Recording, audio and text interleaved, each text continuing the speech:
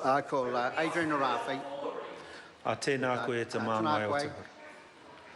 O te no e tika ana kia tūake anō ki te tuku mihi atu kia Ngatikahu ki Whangaroa. Nō reira, koutou mā kua tai mai ki te whare me ki te ana rai ana. Tēnei ahau tuku mihi atu ki a koutou nau mai, haere mai, whakatau mai.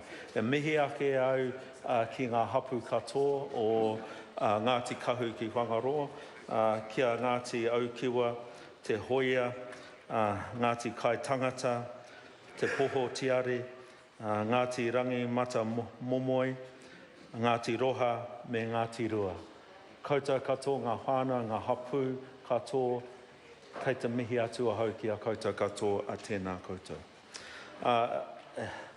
He tino honore tēnei ki a tuake ki te tuku taku kōrero atu ki tēnei pire. E tū ana hau I runga I taku whakapapa ki a koutou, ki a Ngatikahu. Kua tai mai au I tēnei rā ki te tautoko tēnei pire. E tuku mihi atu ki taku hōmahi o ti rā ki taku whanaunga a pēni henare, mō tāna kōrero atu ki a koutou, me tāna kōrero ki tēnei pire, nō reira tēnā koutou. Mr. Speaker, it's a great pleasure to speak on this bill. And once again, I acknowledge my connection to Ngatikahu ki Whangaroa. I'm a descendant of Kahukura Ariki as well, and I want to acknowledge everyone else that has arrived here from the far north for the second reading of this settlement bill. So we've heard a lot of discussion today around the process of settlements, and as one of the few in this House who has had the honour and pleasure of negotiating a settlement for my iwi of Ngāti I know, and I started off in my first contribution, and I'll say it again today, this process has its flaws. So I want to actually acknowledge some of the kōrero that the Right Honourable Winston Peters has said around the flaws of this process. But I also want to address how that can be addressed in the future. Because one of the key things around it is, of course, that settlement iwi that are in this process have to ask themselves whether they can live with what this process can deliver and what it cannot deliver. And that's an important part of the negotiating process.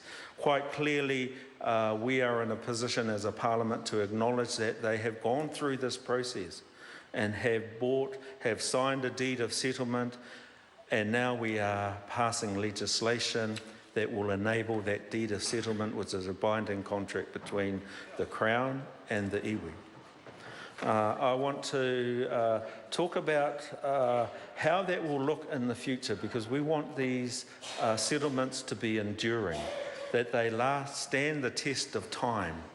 One of the key parts of the settlement process, so what are the redress mechanisms actually based on? Well, the process is, and we've all acknowledged that this process means that the Crown can provide redress but not compensation. So we have to accept that. We have to also look at the basis for each of those settlements, and there's some key things that we should be mindful of when the Crown uses the mechanisms that it uses for the settlement process. They look at things like the amount of land loss, the nature of that loss, relativity to previous claims. They look at any special characteristics particular to that iwi or claimant group. These are the things that we should be mindful when we are discussing these issues about how this settlement, and these settlements come to be, into being. And that is a negotiated situation between the claimant group and the Crown. Now, as I've said, this process is not perfect, and it's incumbent upon every participant to ensure that they understand what's at stake.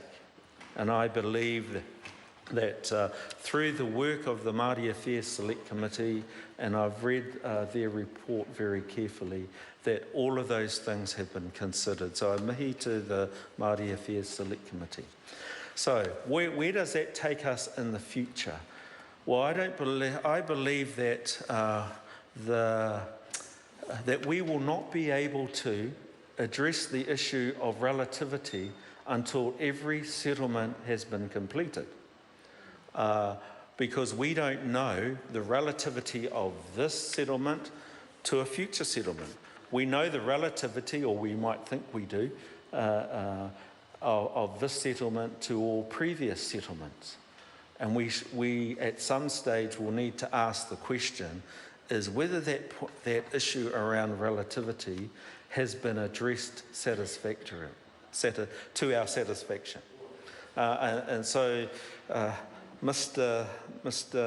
Speaker, I acknowledge the contribution of Matiria Ture in this discussion, because I think she raises those very issues around how this might fit into the future. So this is a developing conversation, I believe, because if we look at previous debates on previous settlement bills, in the early stages of when settlements legislation started, they couldn't possibly have predicted where we might be today, 20 years later, and 20 years into the future.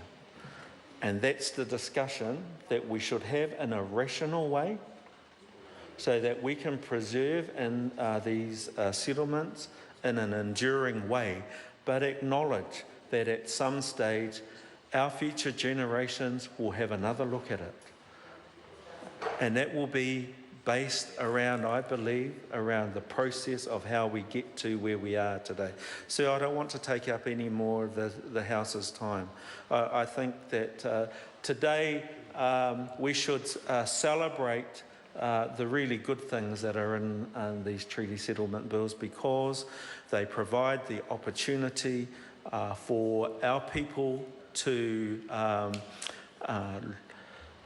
enhance our aspirations moving forward for future generations. And so, kei te mihi atu anō au ki Ngatikahu ki Whangaroa, nō reira tēnā tātou katoa.